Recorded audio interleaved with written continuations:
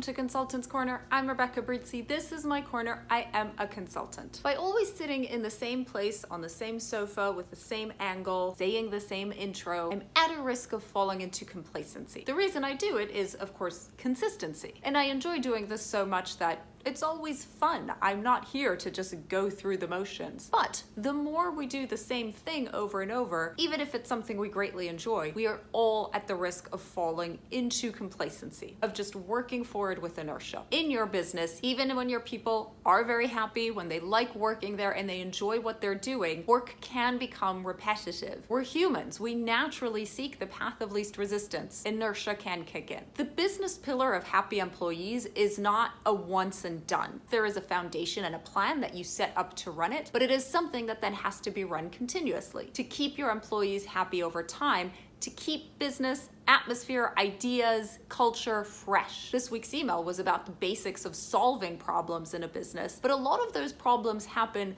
not necessarily because somebody is incompetent or blatantly does something wrong. Very often it just happens because of complacency, because people are distracted or not thinking through something or going through the motions. Make your employees happy to work there and then keep them happy with these 4 basic steps, 4 things you can do that do keep the atmosphere fresh.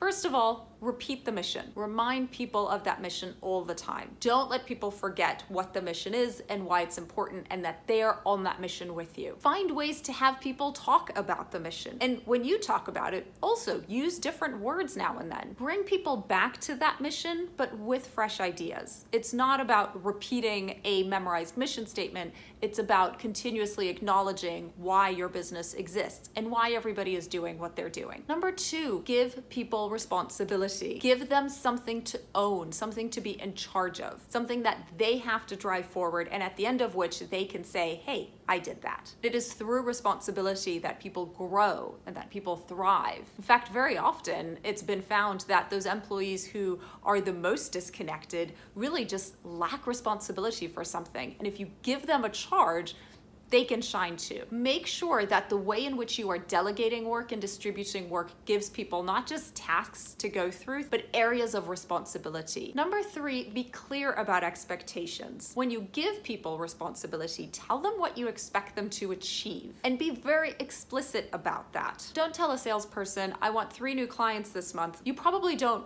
want 3 new clients that month. You probably want to achieve a revenue target, but also have clients that will be with you for a long time and also have clients that aren't too demanding. You want good clients. There's a lot that goes into what it is that you want to achieve. Set those expectations, tell people what is expected of their area in the business, and then give them that freedom to achieve it. Are you starting to see how all these things connect together? If people know the expectations, then those expectations tie back to the mission, which was the first point we talked about. And of course, to give them the freedom to achieve those expectations to their strength, you need to assign them responsibility. And also connected to the previous 3 is the 4th point, which is reward effort over outcome. What do you mean? We've just been talking about setting clear expectations and driving people towards those. Of course, you want to recognize meeting those expectations, and you certainly want to recognize successful outcomes, but you want to reward and praise the things that people did. It can happen that somebody has a successful outcome by chance, by luck, by something over which they had no control. But when it comes to praising the individual, do focus on the things that they did, that they controlled. This works because, again, you are actually praising them on something that they can repeat, but it also keeps you accountable as the leader to make sure that you are